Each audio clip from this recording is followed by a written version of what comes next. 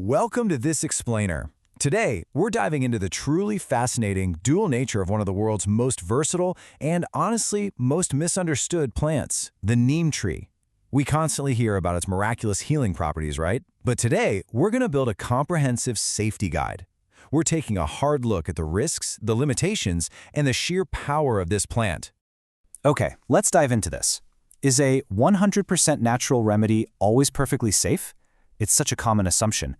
I mean, if something comes straight out of the ground, or if a bottle proudly says 100% natural or plant-derived, we tend to subconsciously let our guard down, don't we? We assume natural always equals harmless.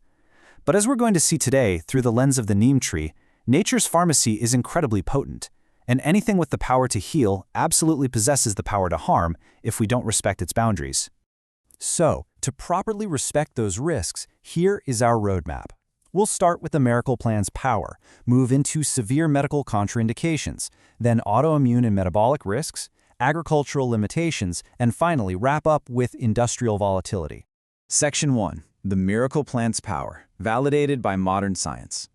You know, to fully grasp the risks of neem, we really have to understand why it's so widely used in the first place. For millennia, neem has been an absolute cornerstone of traditional medicine, like Ayurveda. But today, modern science knows exactly why it works. Just listen to this rapid-fire list of incredible medical benefits.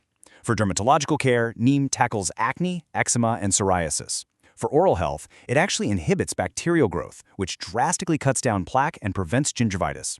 It even accelerates wound healing by promoting collagen. And on top of all that, it fights off viruses like herpes simplex, bacteria like E. coli, and is traditionally used to detoxify the liver. This incredibly high bioactivity is driven by specific chemical compounds found right inside the plant, like nimbin and nimbidin. Now, what's really interesting about this slide is the real heavy hitter behind these benefits, azadirachtin. This is the primary active compound found right in neem seeds. Not only does this single compound drive a lot of those incredible therapeutic properties we just talked about, but it also acts as a highly effective insect growth regulator. It literally bridges the gap between neem's medical wonders and its immense agricultural power. But here is where we need to make a sharp pivot. Because it has that immense biological power, neem absolutely demands strict caution. Think about it. When you have a plant loaded with highly active compounds that can literally alter human cellular function and disrupt insect hormones, misuse isn't just ineffective, it's genuinely dangerous. Section 2. Severe medical contraindications.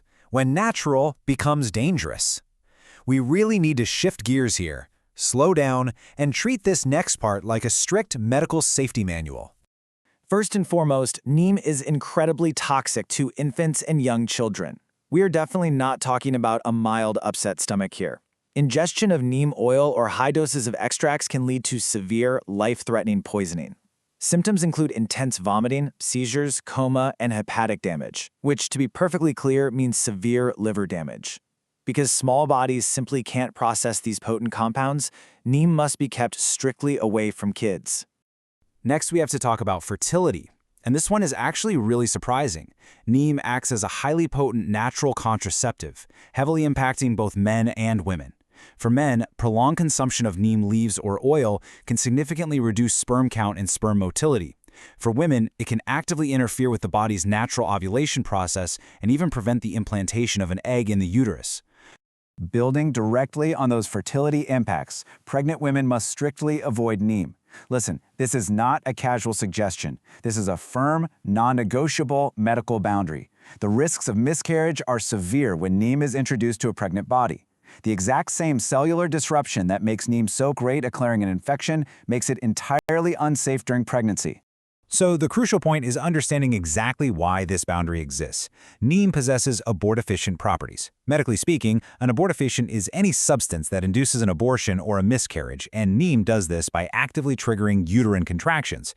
The sheer biological power of this plant makes it an absolute danger to a developing pregnancy, which is exactly why complete avoidance is required. Section 3. Autoimmune and metabolic risks. The double-edged sword of healing. You know, sometimes the exact mechanism that makes a plant so beneficial can turn into a severe hazard. It's what we call the rule of contrast. Here's a perfect example of that contrast in action. Neem is highly effective at lowering blood sugar naturally. Sounds fantastic on the surface, right? but there is a hidden hazard here. If you are diabetic and you combine Neem with your prescribed diabetic medications, your blood sugar can plummet to dangerously low levels. This state is known as hypoglycemia, and it can rapidly escalate into a critical medical emergency. We see a similar yet equally dangerous irony when it comes to the immune system. Neem strongly boosts immune function. Hey, if you're fighting off a common cold, that's a massive benefit. But if you have an autoimmune disease like lupus, rheumatoid arthritis, or multiple sclerosis, an immune boost is literally the absolute last thing you want. Autoimmune diseases happen when the immune system mistakenly attacks the body. So stimulating an already overactive system with Neem can trigger severe, incredibly painful flare-ups. Section 4. Agricultural limitations. Volatility in the field. Let's shift our focus entirely away from the human body and look at the farm. Neem is famous as a natural biopesticide, but it brings some pretty severe operational hurdles with it. Let's move to and see how this builds in a real-world farming scenario. If a farmer uses a synthetic chemical, bugs usually die instantly on contact. But look at the process for Neem. Step 1, you apply the biopesticide. Step 2, rather than killing on contact, it slowly disrupts the feeding, breeding, and maturing hormones of the pests. And step 3, you have to wait days to actually see the results. If a farmer is facing a massive, sudden pest outbreak that's destroying your crop today, this slow mode of action is just utterly useless to save the harvest. Furthermore, nature's pesticide is highly sensitive to nature's elements. That powerful compound we discussed earlier, azadirachtin, it breaks down incredibly fast when exposed to ultraviolet sunlight. Because of this rapid UV degradation, Neem sprays have a very short residual effect. A farmer has to reapply it constantly, especially after it rains or during long sunny days, which severely drives up their labor and operational costs. And there are even more field drawbacks. Did you know neem oil leaves a really strong, sulfurous, garlic-like odor? If a farmer sprays it close to harvest time, you might literally end up with a head of lettuce that tastes faintly of garlic. Plus, there is a constant risk of phytotoxicity. If you mix the concentration slightly too strong or spray it during the peak heat of the day, this protective natural oil will actually scorch and burn the leaves of the exact plants you're trying to protect. So the agricultural trade-off here is incredibly stark. Yes, it brilliantly spares beneficial insects like bees and ladybugs, which is absolutely fantastic for the local ecosystem. But on the flip side, it is an extremely high-maintenance and fragile solution. It demands constant, careful, and precise labor from the farmer just to keep working. Section 5. Industrial volatility. Commercial scaling challenges. We've seen how hard it is to manage this plant on a single farm. So imagine the scaling challenges of integrating this wonder tree into massive, global commercial supply chains. It's incredibly difficult. And this brilliantly illustrates the scaling challenges, which really come down to 3 major bottlenecks. First, processing.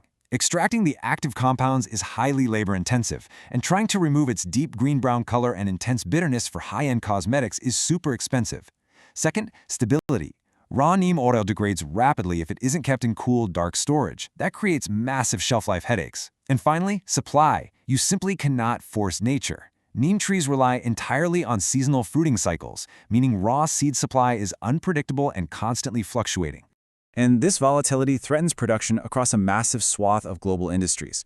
We're talking about cosmetics and personal care brands making natural acne washes, pet care companies manufacturing natural flea collars, pharmaceutical labs producing immune supplements, timber operations relying on naturally termite-resistant wood, even industrial sectors testing it for heavy machinery lubricants and biofuels. Every single one of these industries struggles with these exact same supply chain issues constantly. So, as we wrap up our safety guide today, let this be your ultimate takeaway.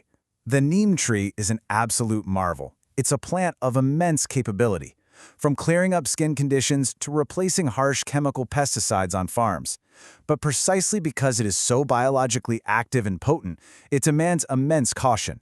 Natural is powerful, and power always requires strict boundaries and respect. I really want to leave you with this question to ponder. Next time you reach for a 100% natural remedy off the shelf, how will you balance the power and the peril of nature's pharmacy? Remember to always look beyond the marketing labels and respect the true chemistry of the plants we use every day. Thank you so much for